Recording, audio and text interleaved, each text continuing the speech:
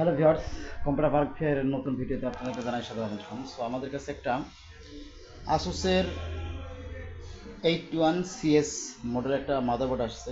এটার প্রবলেম ছিল হচ্ছে একদমই পাওয়ার আসে না, মানে কুলিং ফ্যান পর্যন্ত ঘুরে না। আসে না যে অনেক সময় পাওয়ার দিলে কুলিং ফ্যান একবার ঘুরে অফ হয়ে যায় বা কুলিং ফ্যান ঘুরে অফ হয়, এরকম কিছু না, আমার টোটালি পাওয়ার আসে না। তো আমরা অলরেডি এটা সার্ভিসিং করেছি।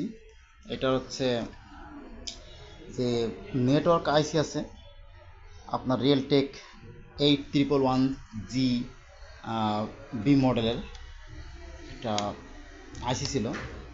এই আইসি শর্ট থাকার কারণে, প্রবলেম থাকার কারণে এটা হালকা হালকা চিনচিন করে একটা হিট হয়।